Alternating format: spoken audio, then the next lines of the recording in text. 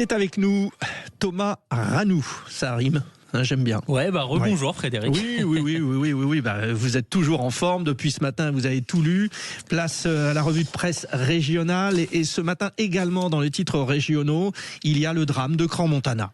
Oui, c'est ça. Cet incendie qui, on le rappelle, a tué plus de 40 personnes la nuit du Nouvel An dans un bar dansant en Suisse, fait parler, donc même dans nos régions.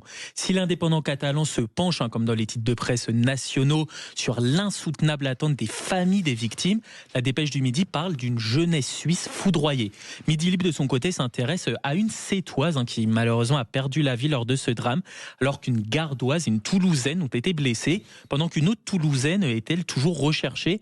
Au moins 14 Français figurent parmi les blessés et 8 autres sont toujours portés disparus selon le Quai d'Orsay.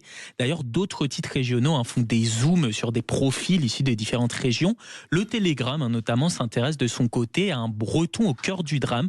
Cet Alréen, un serveur à Crans-Montana, fêtait le Nouvel An dans ce bar dansant. Il est heureusement sorti indemne. Il témoigne, je cite, « J'ai vu des regards que je n'oublierai jamais. Il y avait tellement de cris, j'ai vu des gens défigurés, des femmes sans cheveux au collant brûlés, certaines complètement nues. » Bref, on se doute bien, Frédéric, que ce fut un moment traumatisant pour lui, qu'il n'est malheureusement pas prêt d'oublier. Et puis n'hésitez pas à nous donner votre point de vue. Ça fait partie des questions que nous avons soulevées ce matin. La couverture par les chaînes d'information du drame de Crans-Montana vous semble-t-elle utile, voyeuriste, démesurée, qualitative? C'est une des questions qu'on vous pose sur le compte X, mais vous intervenez aussi là-dessus au 0826 300 300. Pendant ce temps-là, la Dépêche du Midi nous parle d'une nouvelle manifestation. On a fait le point tout à l'heure avec la coordination rurale, les agriculteurs qui ont rendez-vous dans quelques instants.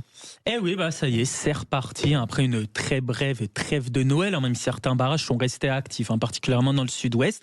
On l'a appris hier, effectivement, vous en parliez tout à l'heure. Les agriculteurs de Haute-Garonne donnent rendez-vous aux Toulousains ce samedi à partir de 10h pour une action symbolique. Un cortège défilera dans les rues pour alerter sur la crise du monde agricole. Des croix qui symbolisent les animaux abattus seront notamment brandies pendant la mobilisation. Une action symbolique, donc, alors qu'on rappelle que des agriculteurs appellent à monter à Paris la semaine prochaine sur leur tracteur et à bloquer les différentes artères routières aux abords de la capitale. Il parle même de faire le siège à Paris. Le journal La Provence a retenu votre attention sur un thème, la précarité énergétique. C'est ça. Quand se chauffer devient un luxe, titre le Quotidien du Sud. Il met en avant une étude qui révèle que les 3/4 des Français limitent leur consommation de chauffage pour des raisons financières. On retrouve dans les pages du journal le témoignage d'une Marseillaise, Cécile, qui vit chaque hiver dans le froid, tout simplement. Elle gagne tout juste 1 300 € pour 900 € de charge. Forcément, elle ne peut donc pas se permettre de laisser tourner le chauffage. Pour se réchauffer, elle dort, figurez-vous, avec son chien, mais aussi constamment avec un bonnet et des chaussettes de ski. Vous voyez comme de nombreux ménages, malheureusement, sont contraints d'innover face au prix de l'électricité qui ne cesse de grimper. La une de Sud-Ouest, un petit peu comme nous, elle se penche sur 2026. Voilà, c'est ça, sur l'état de la France en cette nouvelle année. Et alors, contrairement aux apparences, elle ne vit pas si mal, en tout cas selon le sondeur et essayiste Brice Teinturier, interrogé dans les pages du journal.